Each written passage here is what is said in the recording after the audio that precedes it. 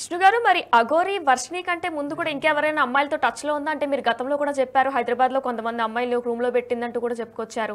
గతంలో శ్రీవర్షిణి కంటే ముందు ఇలా ఎవరైనా అమ్మాయిని ట్రాప్ చేశారా? అవునండి.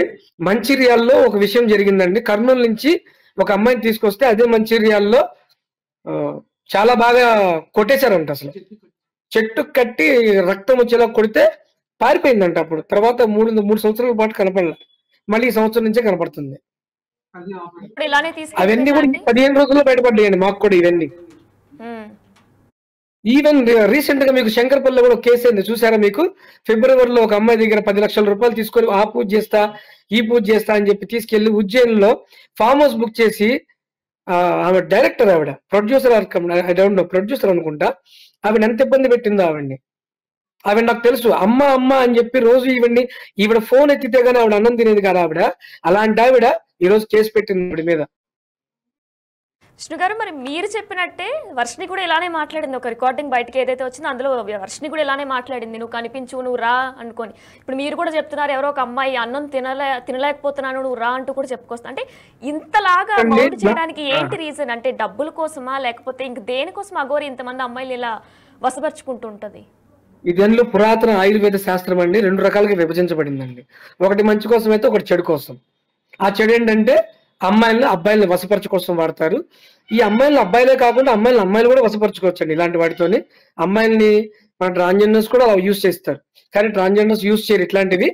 కానీ ఈ యూజ్ చేస్తారు అట్లాంటివి. ఈవిడ సెకండ్ ట్రాక్ లో ఉందండి.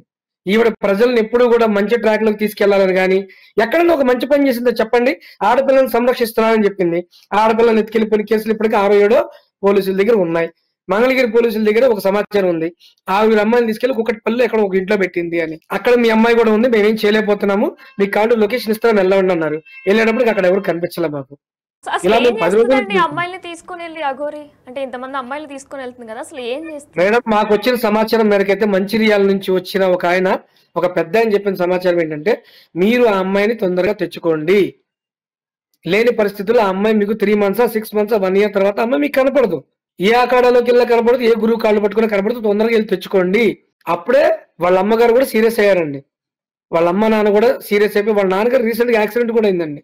వాళ్ళ నాన్న ఇలాగే ఆలోచించి రోడ్డు మీద కింద పడి ఇక్కడ గడ్డం కింద పగిలిపోయిందండి పాప. ఆయనకి పగిలిపోతే ఇప్పుడు ఆయన సంరక్షించుకోవడం కోసం వాళ్ళ అమ్మగారు అక్కడ ఉన్నారు. లేదా ఆవిడ కూడా వచ్చేది గుజరాత్. ఇప్పుడు చివరి నిమిషం వరకు ఆవిడ పోరాడారు రావడానికి. వాళ్ళ నాన్నగారిని ఎట్లయినా సరే వాళ్ళ ఆయన్ని ఎక్కడ అప్పచెప్పి ఆవిడ రావడానికి చాలా ప్రయత్నించారు, చివరికి రాలేకపోయారు. అందుకని చెప్పి నేను వేరే ఒక అమ్మాయి సహాయం తీసుకున్నాను. ఆ అమ్మాయి సహాయం తీసుకొని, ఎందుకంటే ఒక లేడీని అప్పచెప్పాలంటే పోలీస్ స్టేషన్ లో ఖచ్చితంగా ఇంకో లేడీకి కావాలి. ఇది రూల్. ఇది మన భారతదేశం మొత్తం ఒకటే రూల్. అది ఒక అమ్మాయిని సంరక్షించడానికి ఇంకొక అమ్మాయిని వాడతారు ఖచ్చితంగా. అందుకని చెప్పి ఈ అమ్మాయిని నేను తీసుకెళ్లానండి. ఈ అమ్మాయి కూడా మన వర్షినికి ఫ్రెండే ఒకప్పుడు. ఇప్పుడు ఈ అమ్మాయి కూడా అని చెప్తుంది అక్కడ లైవ్ లో కూర్చొని, నాకు ఎవరు అక్కర్లేదు, ఈ అమ్మాయి నా ఫ్రెండ్ ఏం కాదు. For more videos like this, subscribe Big TV channel.